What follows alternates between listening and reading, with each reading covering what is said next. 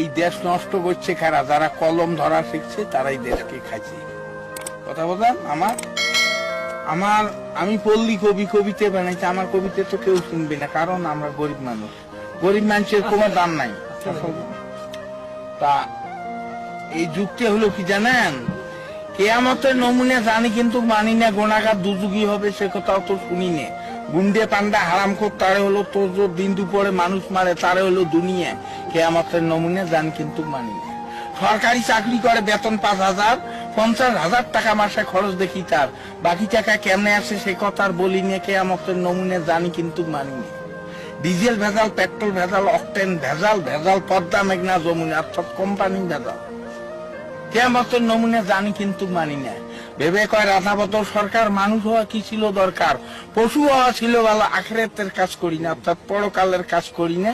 কেয়ামতের নমুনা জানি কিন্তু মানি না।